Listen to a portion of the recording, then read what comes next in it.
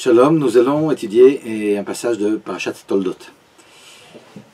Peut-être avant que l'on commence un certain nombre de versets de la Parasha proprement dite, je voudrais faire remarquer que et chez Abraham, et chez Yitzhak, et chez Yaakov, le Midrash nous fait remarquer que les trois ont une vision du temple, du Beth Amikdash, du temple qui sera construit bien après évidemment. Ils ont eu une seconde vision du temple détruit et enfin une troisième vision du temple reconstruit à la fin des temps. Et pour chacun d'entre eux, le Midrash nous dit exactement comment on apprend ça des versets. Alors pour Abraham Avinu, tout ça est appris d'un verset qui est juste après le sacrifice d'Yitzhak. Juste après le sacrifice d'Yitzhak, Abraham Avinu donne à l'endroit, donc il s'agit du Har HaMoriah, de l'endroit du mont du temple, et Abraham Avinu va donner maintenant à cet endroit un nom. Et nous dit la Torah, Vaikra Avraham Shem HaMakom Hahu Hashem Yireh. Avraham a donné comme nom à cet endroit Hashem Yireh, c'est l'endroit où Akadosh Baruch Hu voit, verra. Asher Yamer Hayom, l'endroit sur lequel on dit jusqu'à aujourd'hui, Behar Hashem Yireh, c'est sur cette montagne qu'Akadosh Baruch Hu est vu. Alors il y a ici un jeu de mots que l'on retrouve lorsque l'on parle du Beth Amikdash au début du traité de Chagiga, où la Gemara nous fait remarquer que le Beth Amikdash c'est un endroit où l'on voit Kadosh Baruch Hu et l'on est vu par Kadosh Baruch Hu. Et la Torah nous dit dans Parashat Mishpatim, Shalosh Pa'amim Bashana, Yireh Kol Zechor Echad Penei Adon Hashem, 3 fois par an, Yireh Kol Zechor Echad, tous les mâles et toutes les personnes, les hommes du peuple d'Israël, Yireh sera vu au Beth Amikdash. Et puis la Gemara dans Masechet Chagiga nous fait comprendre et nous précise que en réalité quand on lit de façon simple, on aurait dû lire Yireh Kol Zechor Echad, chaque personne du peuple verra Kadosh Baruch Hu. Mais en réalité, quand on voit la ponctuation qui nous a été transmise oralement, alors on doit lire Yireh sera vu. Et de là, le Talmud dans Masechet Chagiga nous a déjà fait comprendre qu'en réalité, lorsque l'on va au Beth Amikdash, alors on voit la Shrina, on ressent l'Elokut, la divinité, mais on est aussi vu par Akadosh Baruch Hu. C'est pour ça que l'on doit apporter des sacrifices pour remercier Akadosh Baruch Hu de nous accepter chez lui. Et puis bon, il nous voit venir au Beth Amikdash. Et ici, lorsque Abraham Avinu donc on va donner le nom à l'endroit finalement du Beth Amikdash, l'endroit où Akadosh Baruch Hu voit les Bnei Israël, mais est vu aussi les Bnei Israël qui ressentent fortement la présence divine lorsqu'ils vont au Beth Amikdash, alors il donne un nom qui a un rapport avec ces deux choses. Vaikra Avraham Shem HaMakom Hahu Hashem Yireh Akadosh Baruch Hu. Et Abraham Avinu donne à cet endroit le nom de Akadosh Baruch Hu qui voit, Asher Yamer Hayom Behar Hashem Yireh, et comme il est dit jusqu'à maintenant que c'est l'endroit où Akadosh Baruch Hu est vu. Et les Chachamim dans le Sifrei font le limoud, nous précisent l'enseignement suivant. On peut couper ce verset en 3 parties. La première partie, Vaikra Avraham Shem HaMakom Hahu Hashem Yireh. Abraham Avinu a appelé cet endroit-là l'endroit où Akadosh Baruch Hu voit. Donc il s'agit du Beth Amikdash, une vision du Beth Amikdash, le Beth Amikdash où Akadosh Baruch Hu voit ceux qui arrivent. Ici en filigrane on a une vision par Abraham Avinu du Beth Amikdash. Asher Yamer Hayom Behar, l'endroit sur lequel il est dit jusqu'aujourd'hui, sur la montagne, alors là on coupe, sur la montagne, Akadosh Baruch Hu sera vu. Alors, sur la montagne, alors quand on parle de la montagne et puis on ne parle plus du temple, c'est une vision, deuxième vision qu'a eu Abraham Avinu du Beth Amikdash détruit. On ne voit plus qu'une montagne. Et lorsqu'il est marqué après sur la montagne, donc Hashem sera vu, c'est à nouveau une vision du Beth Amikdash. Donc ici dans ce verset, on voit en filigrane Abraham Avinu qui a eu une vision de Hashem Yireh, une vision d'Akadosh Baruch Hu qui voit donc du temple. Après, il a une vision du Har, une vision de la montagne, donc une montagne vide du temple. Il s'agit donc de la destruction de Beth Amikdash, et puis après, Hashem Yireh, Akadosh Baruch Hu qui est vu à nouveau une vision du temple. Ça c'est pour Abraham Avinu. Quand on arrive à Yitzhak Avinu, juste avant de commencer la bracha qu'il va donner à son fils, pensant que c'est Esav, mais il s'agit en réalité de Yaakov, juste avant il ressent, on sait que lorsque Yaakov Avinu rentre chez Yitzhak son père, il y a eu nous disent nos sages, une odeur de Gan Eden qui est rentré en même temps que lui, et cette chose-là, ben, elle est écrite, et presque noir sur blanc, dans la mesure où Yitzhak dit, dès que il va prononcer la bénédiction, vois comment l'odeur de mon fils, c'est comme l'odeur d'un champ qui a été béni par Akadosh Baruch Hu. Alors l'odeur, une odeur spéciale, etc., là on comprend, puis un champ, alors on comprend qu'il s'agit d'une odeur de Gan Eden. Mais si on analyse ce verset à la vision comme ça du temple construit, détruit, à nouveau construit, et bien à nouveau ici le Sifré nous dit, ben voilà, vois comme l'odeur de mon fils est comme une odeur, là on coupe ici, mais il s'agit évidemment de l'odeur que l'on sentait dans le Beth Amikdash où on apportait des encens, Reach Nichoach Lachem, une odeur qui montait puis qui réjouissait Akadosh Baruch Hu. Donc ici, allusion au Beth Amikdash. Alors le mot Sadeh tout seul, maintenant on le coupe et puis on le met tout seul. Et Sadeh, ben, c'est un champ. Si c'est un champ, ben, c'est que le Beth Amikdash a été rasé, à tel point qu'il y a vraiment dans les 12 petits prophètes, dans le prophète Micha, une prophétie qui nous dit Tzion Sadeh Techaresh, la ville de Tzion, donc de Yerushalayim, Sadeh Techaresh, elle sera comme un champ qui sera labouré, ça veut dire que finalement ben, elle va être détruite, et le Beth Amikdash évidemment va être détruit. Donc ici dans le mot Sadeh, une vision qu'a eu Yitzhak du Beth Amikdash qui est détruit. Asher Beracho Hashem, et après on a donc Asher Beracho Hashem qui a été béni par Akadosh Baruch Hu. Donc à nouveau, la bénédiction ici, c'est la construction à la fin des temps, à nouveau, du Beth Amikdash. Donc ici aussi, vois l'odeur de mon fils comme l'odeur de Beth Amikdash. Sadeh, d'un champ, Beth Amikdash détruit. Asher Beracho Hashem qui a été béni par Akadosh Baruch Hu. À nouveau, une vision du Beth Amikdash, Banu Yom Shuchlal Latid Lavo, qui sera construit et parfait à la fin des temps. Lorsqu'on arrive à Yaakov Avinu, c'est plus tard dans Parashat Vayetze, ben, Yaakov Avinu aussi, on sait qu'il s'est couché, et à l'endroit qui était l'endroit du Beth Amikdash, il ne le savait pas, puis quand il s'endort, alors il rêve et il comprend finalement qu'il se trouve à l'endroit du Beth Amikdash, et puis il va dire quand il va se réveiller, Manora Makom Azeh, Enze Kim Bet Elokim Veze Shar Hashamayim. Oh, alors là aussi, dans ce verset, on peut le couper en trois aussi.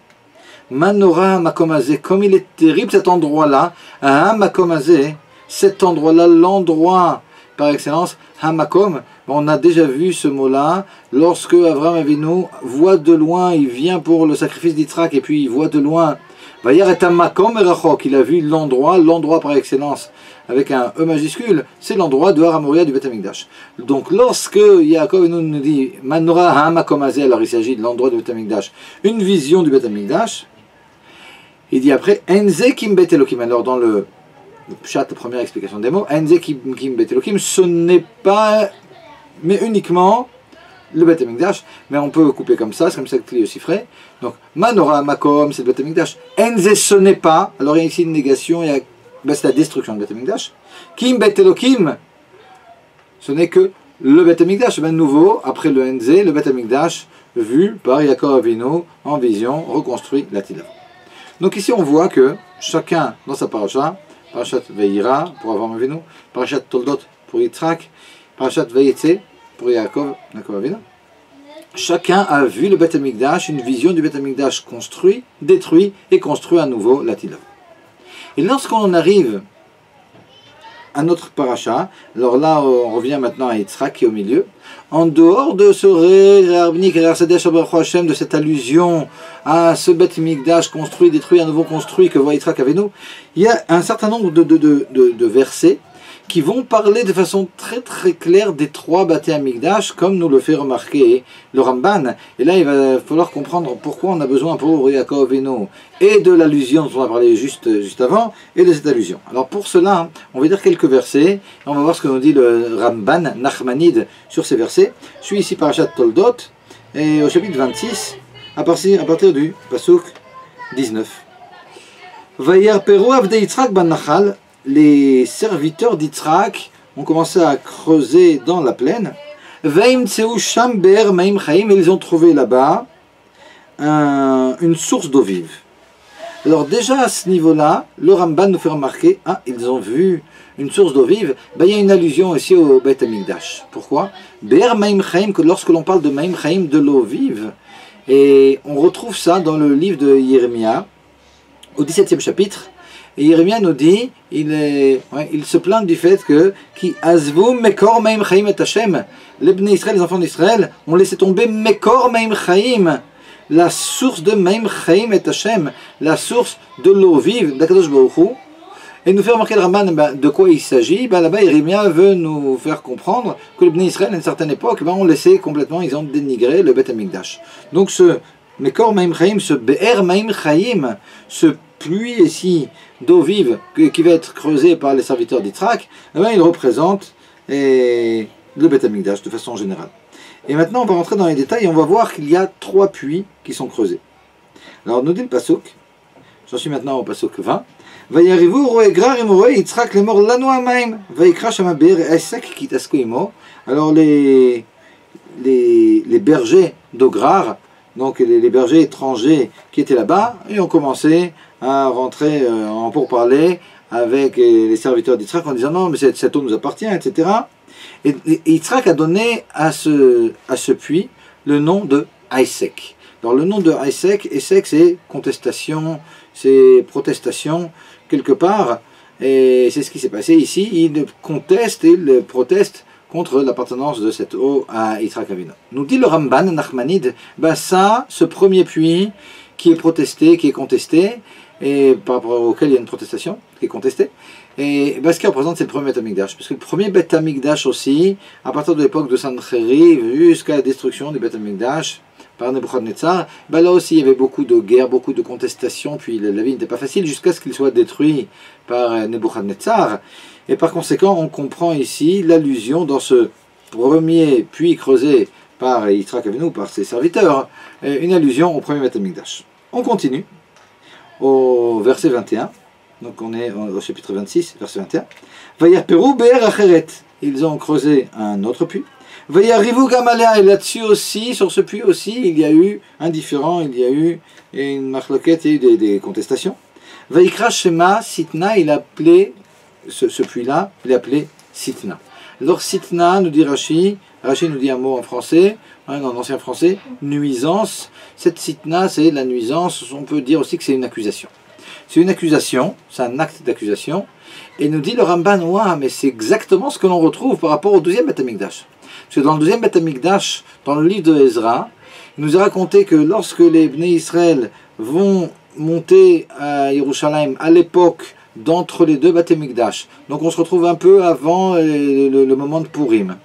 Et donc au quatrième chapitre de Ezra, alors on nous raconte que les habitants de Yerushalayim, qui étaient donc étrangers, voient les Bnei Israël qui arrivent maintenant, qui commencent à affluer avec les différentes aliotes qu'il y a eu, et de Zerubbabel d'abord, des Bnei Israël qui veulent finalement construire le Beth Amikdash, et eux ils protestent complètement et ils vont essayer d'arrêter tout ça. Nos Chachamim nous disent qu'en réalité il s'agissait des fils d'Aman qui ont fait toutes ces protestations. Ils ont écrit, nous dit le livre de Ezra, donc au 4e chapitre, un Ktav Sitna qu'ils ont envoyé à Achashverosh.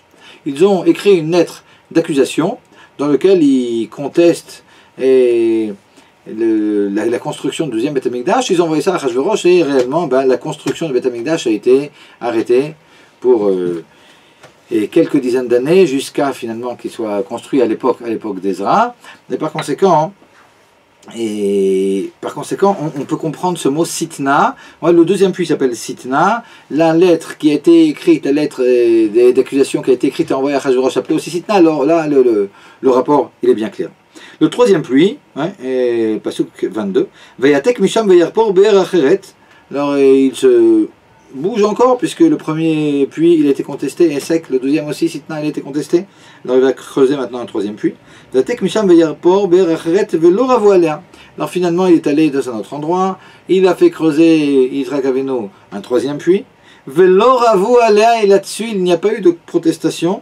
Vaikra Shema Rechovot, il a appelé son nom, le nom de ce troisième puits, il appelait Rechovot. Alors Rechovot, on peut dire que c'est l'élargissement, Ouais. Rachav, ça veut dire large, Rechovot, c'est l'élargissement. Voyez voir qu'il y a Taïchiv Hashem Lanu, Farin Varet, c'est Akadosh Baruch Hu, à partir de ce moment, nous dit, Yitzhak Avinu, ben, il nous a donné beaucoup de largesse, et là on comprend qu'il s'agit du troisième Beth Amikdash qui est construit par Akadosh Baruch Hu, qui est mentionné ici, et puis le troisième Beth Amikdash qui est large et qui ne sera jamais détruit, Bezrat Hashem.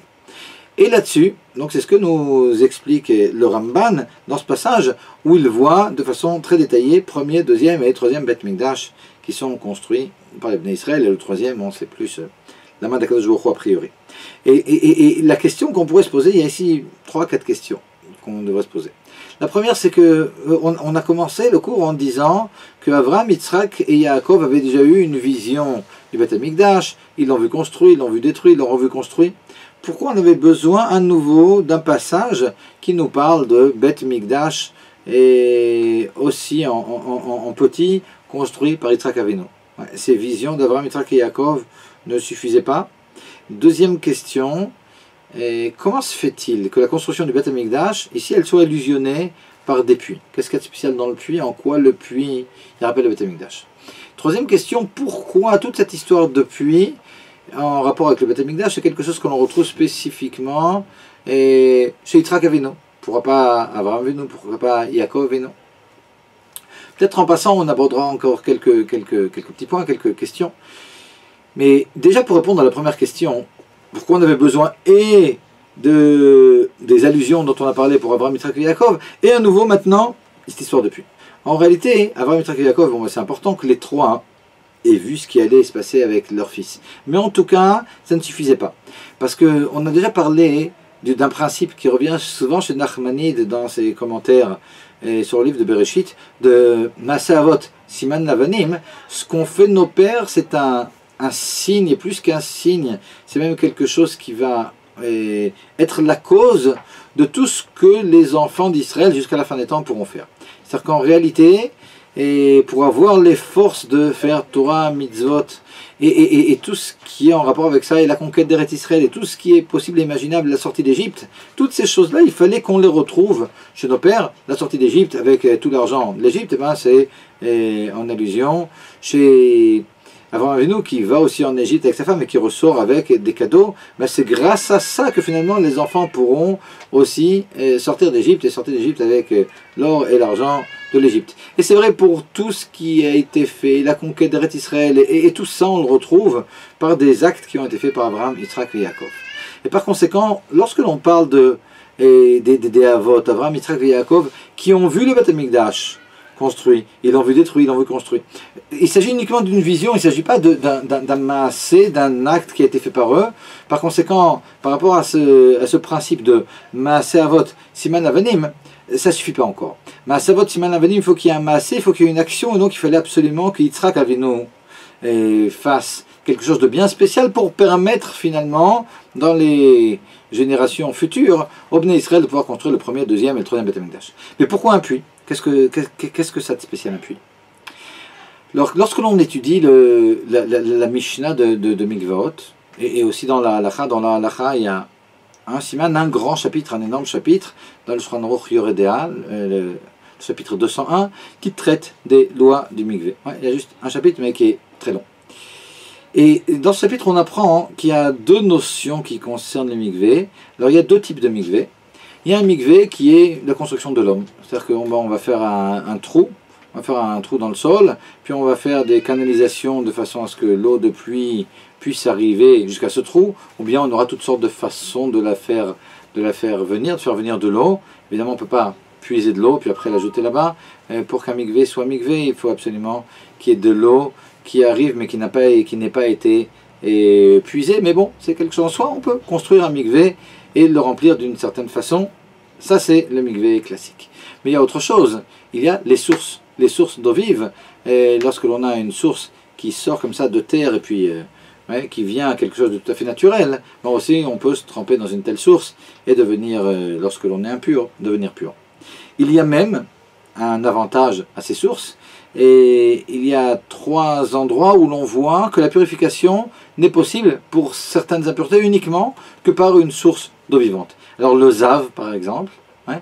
Le Zav, c'est l'une des personnes impures que l'on rencontre dans la Torah, lorsque quelqu'un qui a un certain écoulement, quelque chose une espèce de maladie qui n'existe plus aujourd'hui, ben cet écoulement ici, pour pouvoir enlever cette impureté, il fallait absolument se tremper, le Zav devait se tremper dans de l'eau vive. Et le Metzora, qu'on traduit par lépreux, mais bon, c'est pas la lèpre, c'est autre chose, une autre maladie, et de la peau qui n'existe pas aujourd'hui non plus, et ben lui aussi, dans le processus de sa purification, il fallait qu'on jette sur le Metzora de l'eau vive, et par conséquent, alors qu'il était mélangé à certains ingrédients, maintenant cette eau, ben, c'est précisément une eau de source et pas n'importe quelle eau de mikvé. Et aussi, lorsque l'on va faire, ce qui s'appelle les mechatat, la purification, on prépare l'eau qui va être mélangée aux cendres de la vache rousse pour purifier quelqu'un qui aura touché un mort, et ben là aussi, il faut absolument que ce soit de l'eau vive. Donc on a cette idée d'eau vive. Lorsque l'on parle d'un puits maintenant, ben, on a quelque chose d'intermédiaire. C'est-à-dire que si on regarde, on a dit la citerne qui est creusée, la citerne d'eau, ben, c'est quelque chose qui est fait complètement par l'homme. Lorsque l'on parle d'une source, ben, c'est quelque chose qui est fait uniquement par Akadosh Baruch Hu. Lorsque l'on parle d'un BR, lorsque l'on parle d'un puits, ben, c'est quelque chose qui a priori est intermédiaire. Parce qu'un puits, qu'est-ce que c'est? C'est pas une citerne qui va être remplie par d'eau de pluie. C'est une citerne, c'est un trou qui est creusé, mais qui est creusé au-dessus de nappes phréatiques. Et puis finalement, ben, on creuse jusqu'à ce qu'on arrive à l'eau, mais une eau qui était de toute façon ici, même avant que l'on ait creusé. Donc il y a quelque chose qui est complètement divin dans cette histoire-là. Et l'eau, quand on parle d'un mikvé classique, ben, si on a fait le mikvé à un certain endroit, c'est là-bas qu'il y aura l'eau, si on le fait ailleurs, ben, c'est ailleurs qu'il y aura l'eau. C'est l'homme finalement qui va tout gérer. Lorsqu'il s'agit d'un puits, ben, le puits, on ne peut creuser uniquement que où il y a déjà, de façon naturelle, enfin naturelle, de façon divine, et de l'eau qui est présente par la création d'Akadosh Baruch Hu. Et ce que l'on va faire quand on creuse un puits, ben, on n'apporte pas l'eau. Ce que l'on fait, c'est qu'on ne fait qu'enlever toutes sortes d'obstacles à cette eau. Cette eau, ben, à cause des pierres et à cause de la terre qui l'empêchait de sortir, ben, on ne pouvait pas y arriver. Et lorsque l'on a enlevé tout ça, ben, on peut arriver finalement à l'eau. Et nous dit le Bet Yosef dans le Shulchan Aruch, enfin dans son commentaire autour, qui est avant le Shulchan Aruch. Et donc Rabbi Yosef Karo, dans le livre Bet Yosef, qui est un commentaire au livre du Tour, écrit, le Bet Yosef, par Rabbi Yosef Karo avant qu'il ait écrit le Shulchan Aruch, ben là-bas il rapporte qu'au niveau de la halacha, quelqu'un qui a besoin, comme le Zav par exemple, de se purifier par de l'eau vive, il peut aussi se purifier par l'eau d'un puits. C'est-à-dire que l'eau d'un puits, c'est pas considéré comme juste de l'eau d'un mikvé, c'est beaucoup plus, c'est de l'eau vive. Et c'est rapporté par le Shach dans ses commentaires sur le Shulchan Aruch, dans le Shulchan Aruch Yeredea.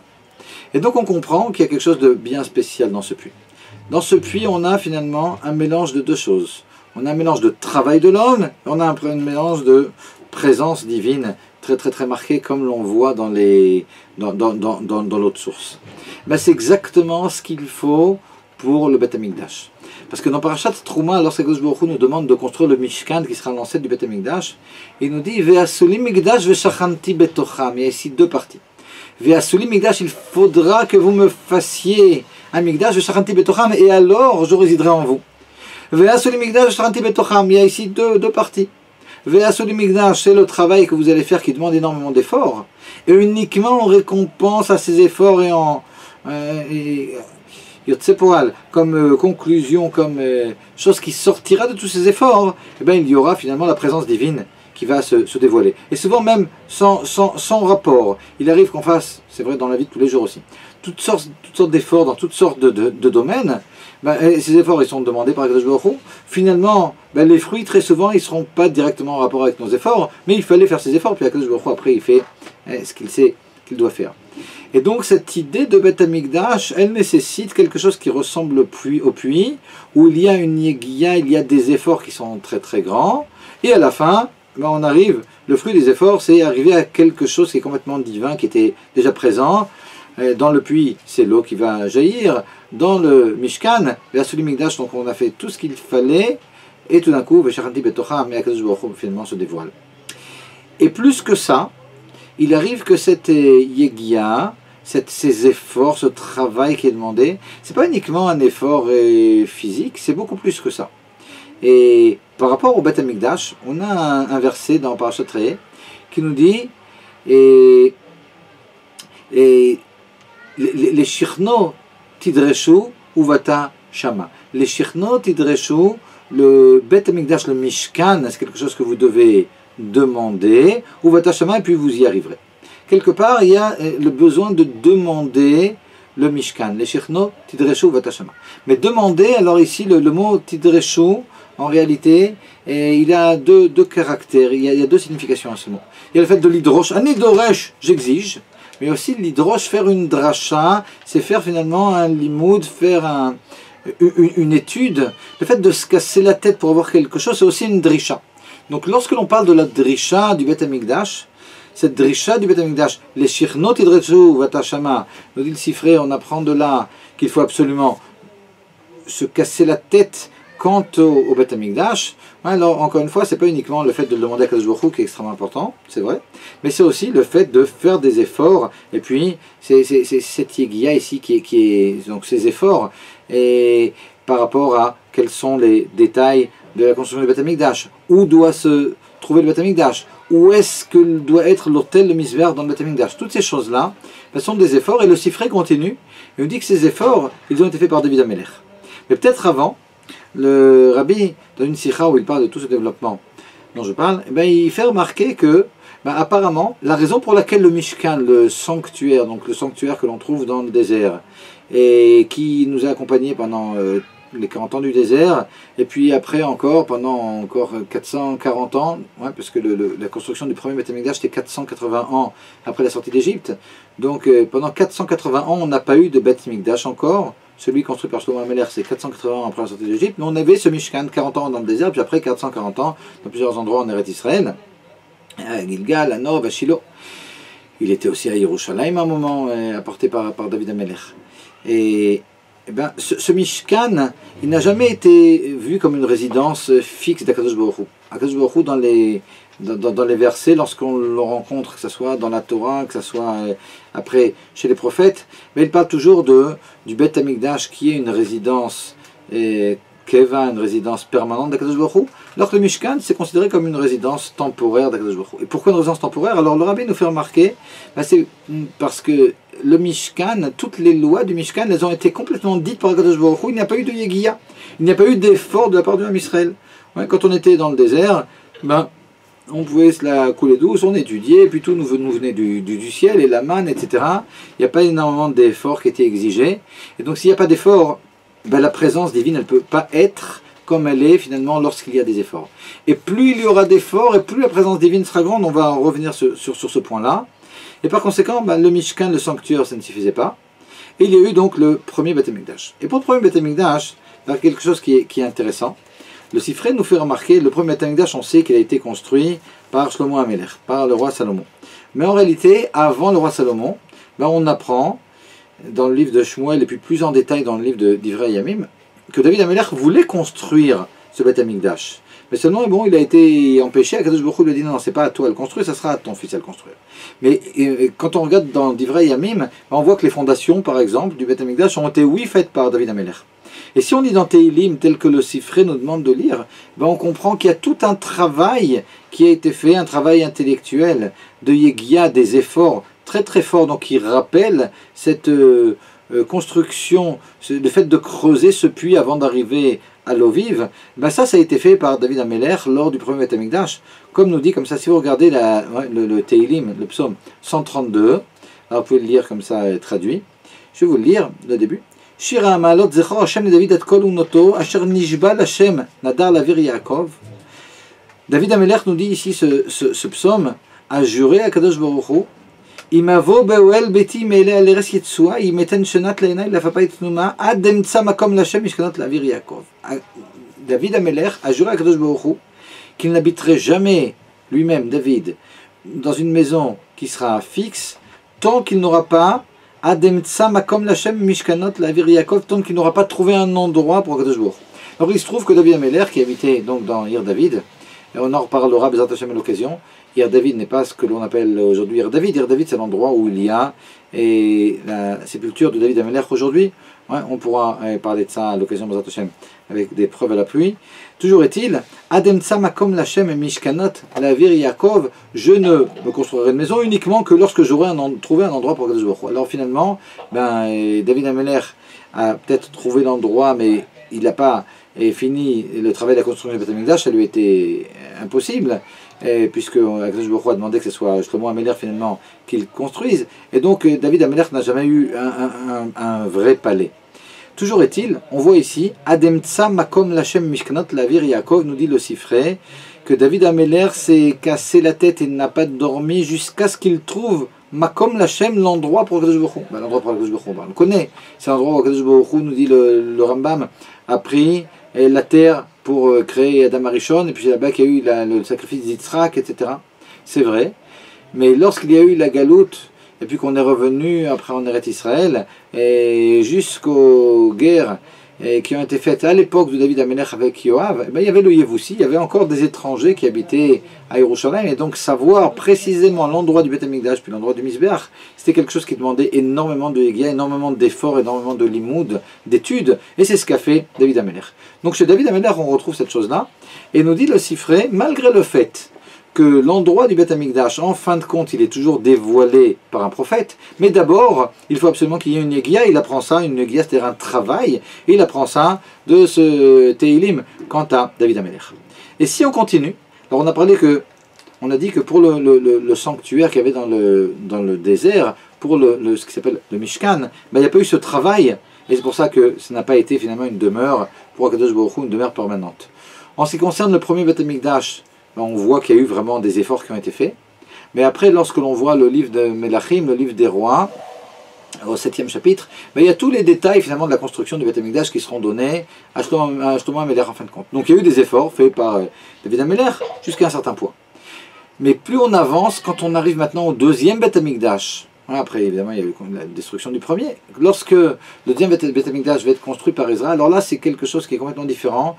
Il n'y a plus un prophète qui est venu pour demander que le Beth Amikdash soit construit, c'est Koresh, donc un non-juif qui a demandé que le temple soit construit, et puis on n'a pas eu à ce moment-là de texte, de prophétie, comme on voit dans le livre de Melachim pour Shlomo Amelech, qui nous détaille comment doit être construit le deuxième Beth Amikdash. Par conséquent, là, la Yegia, les efforts qu'ils ont dû faire pour savoir exactement comment le construire, ils étaient encore plus grands que lors du premier Beth Amikdash.